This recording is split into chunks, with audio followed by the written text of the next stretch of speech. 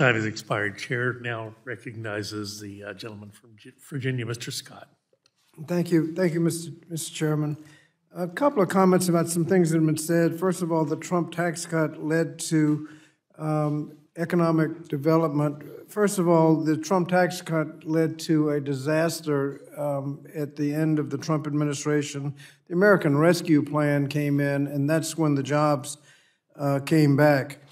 And I get tired of being lectured by Republicans on the budget deficit. This chart shows that every presidential administration, Democratic administration since Kennedy, left for their Republican successors a better deficit situation than they inherited, and every Republican presidential administration since Nixon left for their Democrats a worse deficit situation than they inherited, all without exception. Trump was on the way to doing that before the pandemic, and President Biden has already improved the budget since then. Now, Mr. Duda Gupta, you started to answer a question about why there was a discrepancy on who gets audited by taxes, and I think you were going to say that they don't have the money to actually go after wealthy people, and that's what the money can be used for. Is that right? That's right. Right now, it's too easy and encouraged for the IRS to go after the poorest people, including communities of color, when they need a much stronger staffing and almost an army to go up against the armies that wealthy corporations who are responsible for most of our tax gap, by the way, meaning taxes owed that are not paid. Now, people are trying to make this a spending problem. Where would we be if there had not been a Bush and Trump tax cuts? If they had not passed, where would we be on this budget chart? Yeah, we'd be, including the Bush tax cut extensions, $10 trillion better off. $10 trillion better off. Would be back to the Clinton days where we'd be almost in surplus. Is that right? Yeah. But for the tax cuts. Now, you mentioned on this thread on the debt ceiling that the interest rates might go up. What does that mean to mortgages?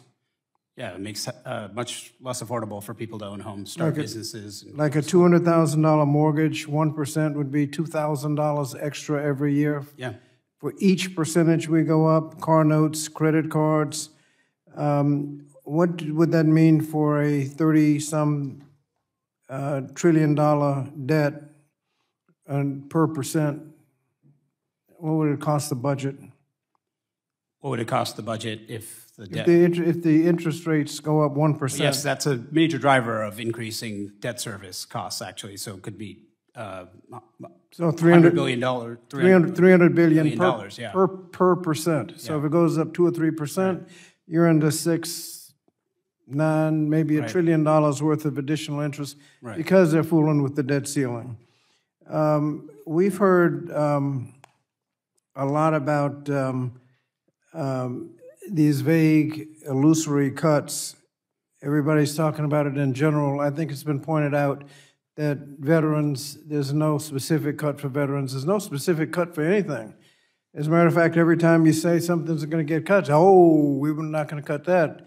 Do you cut the budget in general, or do you actually have to cut something? And we haven't heard any specific target of any meaningful. I mean, the 1% increase in interest will take place because of the debt ceiling fiasco. Could be $300 billion.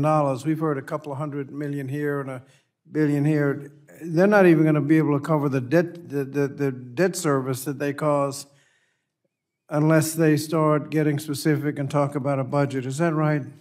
Yes, and the data that have been discussed are across the board. It's not where the agency said they would go first. It's assuming across the board cuts. And if you protect Social Security, Medicare, defense, veterans, what do you have to do to the others?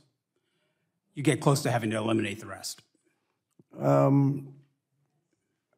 me ask Ms. Augustine, you talked about the education. You want to cut the education budget. If we get away from the culture wars and just talk about the budget, what part of the Department of Education would you want to cut? I would cut all of the training programs that are teaching teachers to radicalize kids, the social emotional learning, cultural how much are you talking about? 30% at least. 30% of the training or 30% of the Department of Education? Get rid of the SEED program, get rid of the. How much money are you talking about? $60 million for SEED. 60 million? For that We're one talking about, program. and we're talking, trying to get hundreds of billions? I'm not saying that's the only thing. I told you that every single training program, do you know how many training programs are at the Department of Education for training teachers? We only spend a few $1 billion in training generally.